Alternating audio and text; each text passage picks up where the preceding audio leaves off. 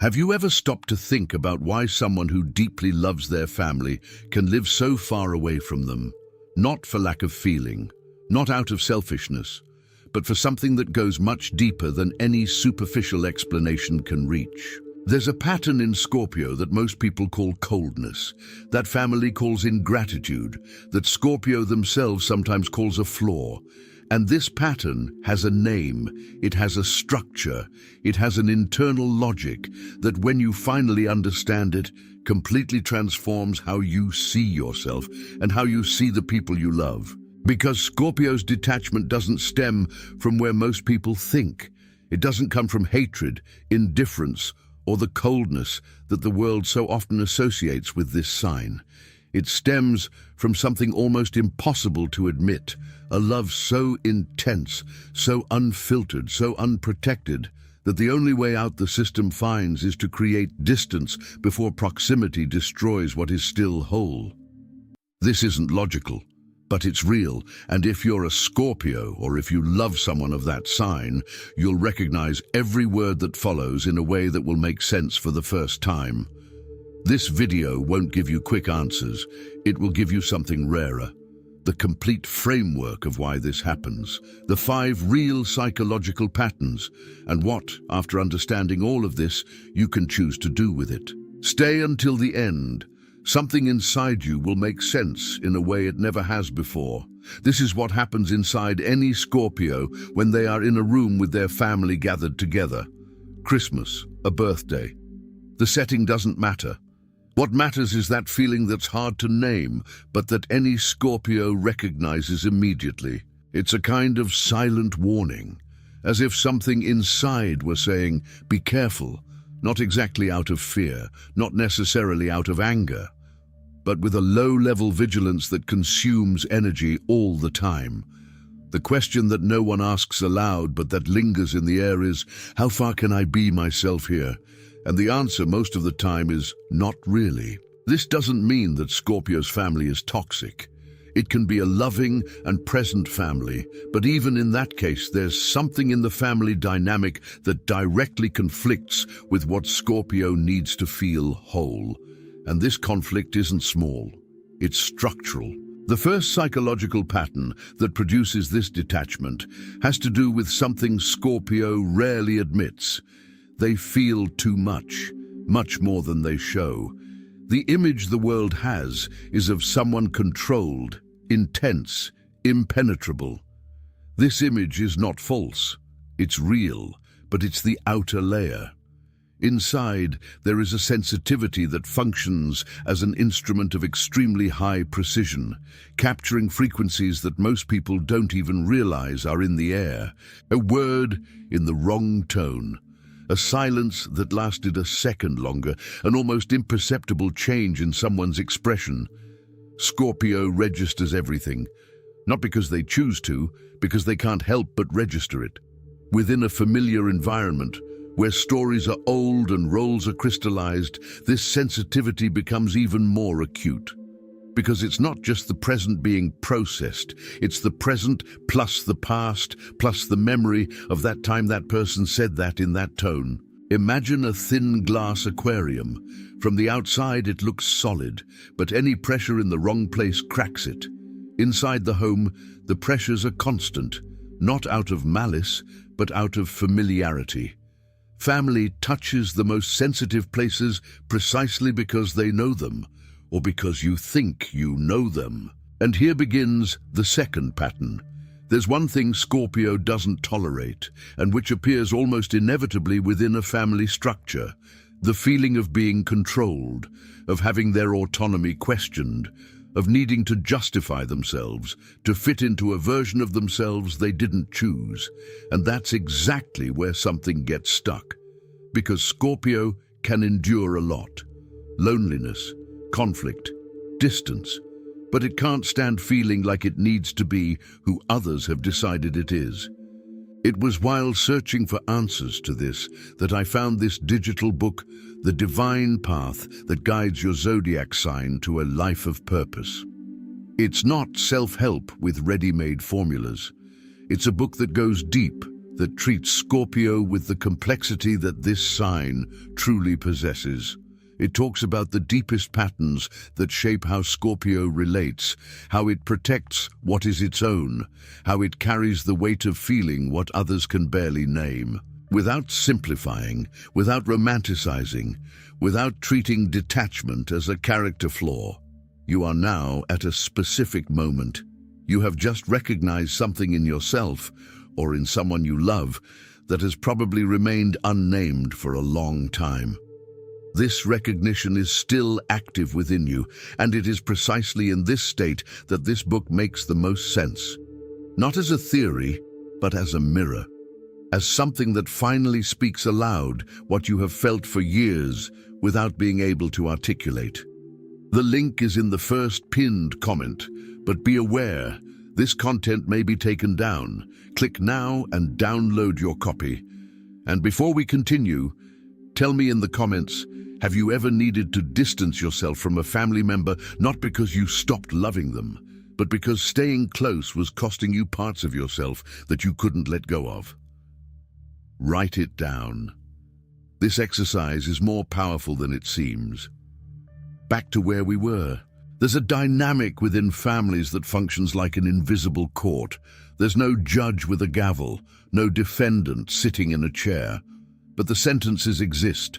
They're distributed in small doses over the years, in the question that implies judgment, in the comment disguised as concern, in the comparison that seems innocent but carries the weight of a reckoning.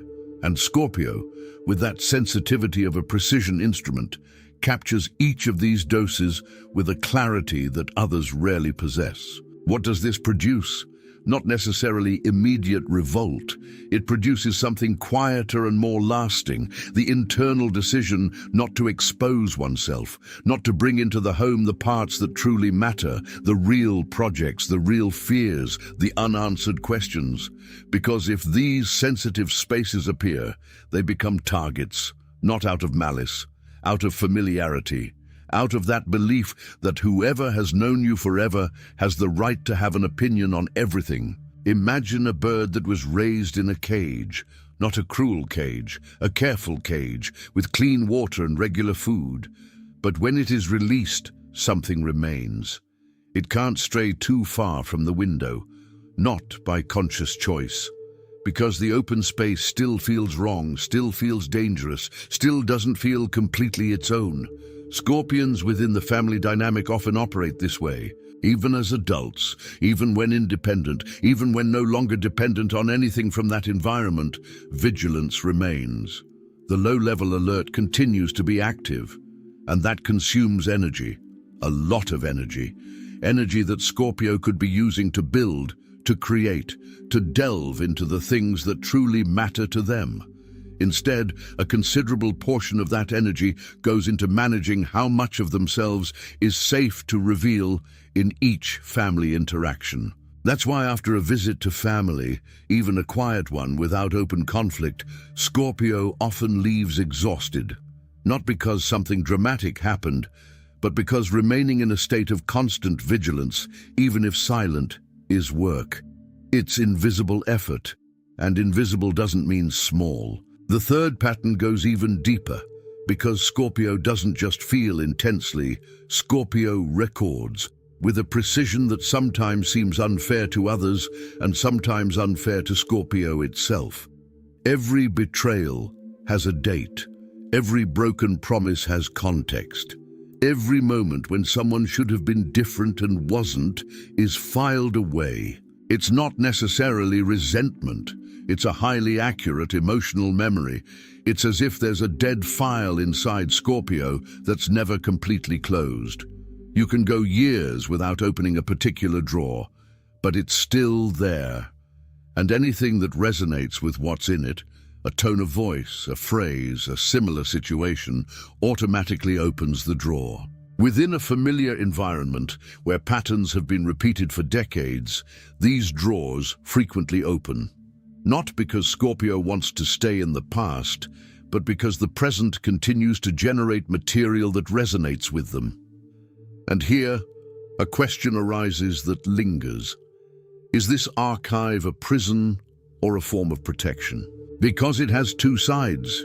The archive protects Scorpio from repeating mistakes, from trusting those who have already shown they don't deserve trust, from opening up in places that have already proven to be unsafe.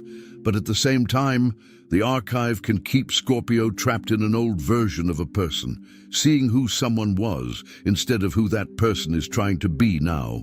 There is no simple answer to this, but there is something important, recognizing that the file exists, that it is active, that it influences how Scorpio processes each family interaction long before any conscious decision is made.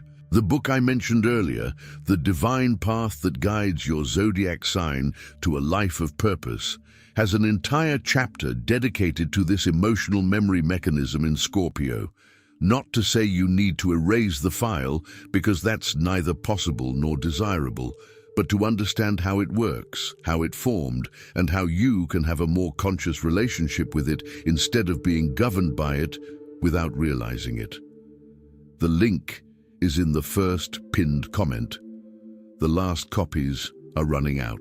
Click now and begin your journey towards the clarity and genius you deserve. The fourth pattern is perhaps the hardest to admit, not because it's the most painful, although it is, but because it's the most counterintuitive, because it goes in the opposite direction of what most people would expect from someone who needs connection. Scorpio's silence is not indifference. It's survival.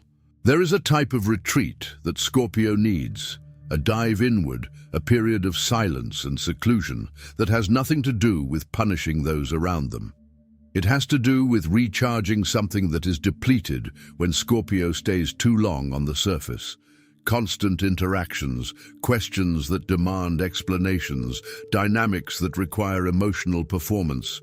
All of this consumes a resource that Scorpio has in limited quantity, the ability to remain whole while exposed. Think of a submarine. It doesn't dive because it hates the surface. It dives because the surface, with all its hustle and bustle, its noise, its constant exposure to the outside environment, is not where the submarine functions best.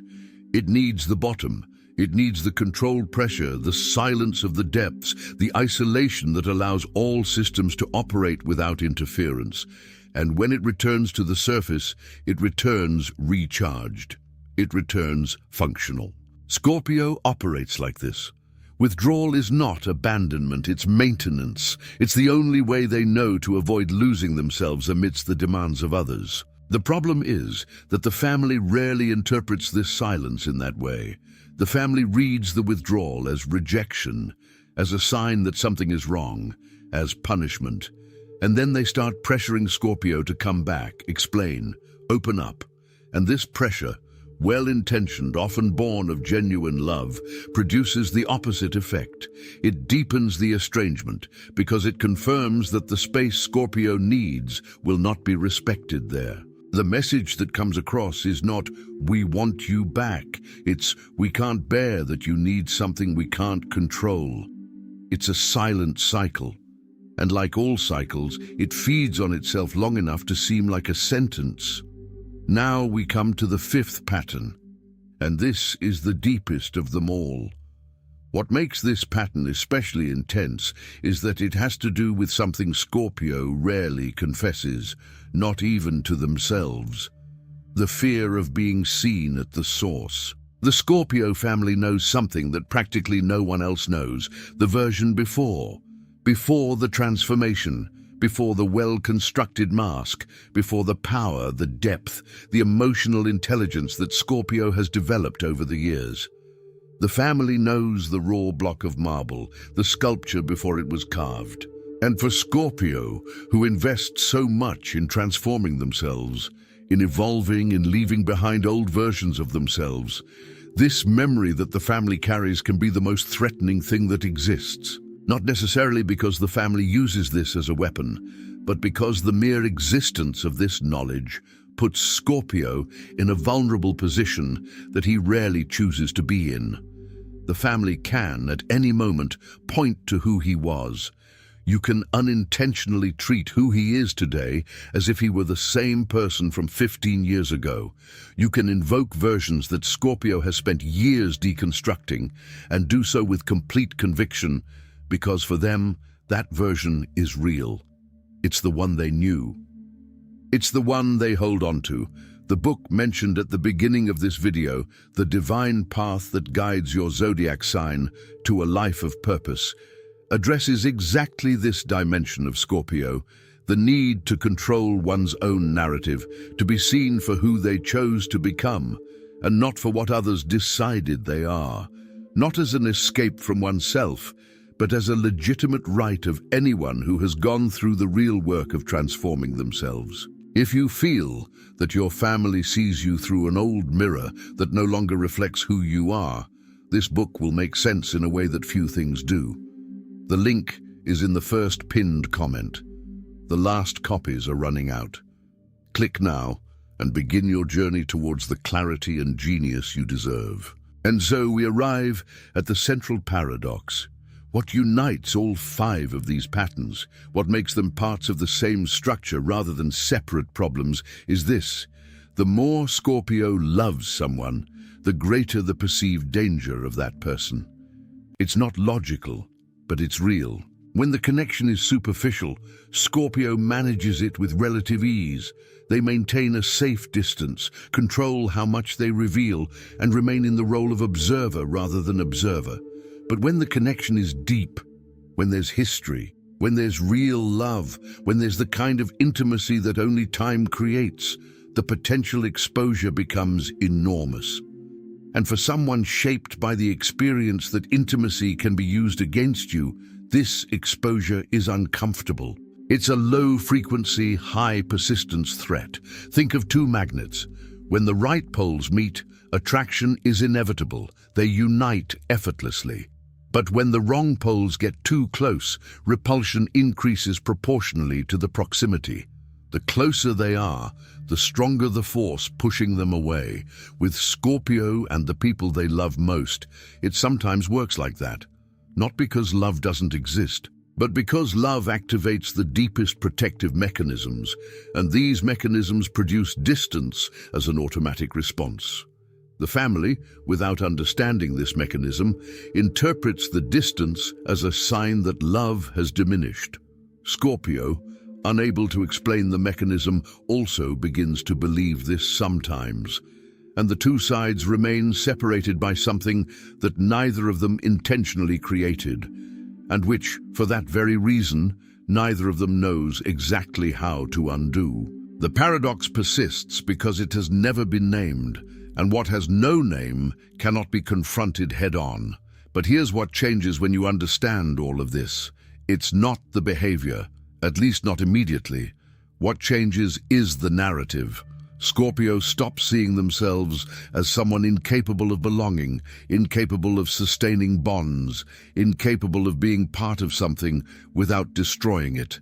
And they begin to see themselves as someone who, over years of very real experiences, developed a protective system that worked exactly as it needed to.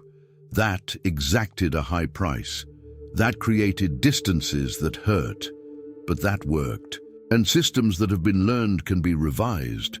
Not erased, revised, consciously, carefully, with as much time as necessary. This is a distinction that changes everything. It's not about fixing Scorpio, but about giving Scorpio the opportunity to understand itself enough to act with intention instead of just reacting protectively. Scorpio's distancing is not a sentence. It's a mechanism, and mechanisms have structure, and structures can be understood, and what is understood no longer needs to be merely suffered. It can, for the first time, be consciously chosen or discarded. That's the difference between being governed by something and governing something, between being carried by the current and learning to swim in it. There's a knot that, when you stop pulling on both ends, begins to loosen on its own. Not immediately, not without resistance, but the loosening begins.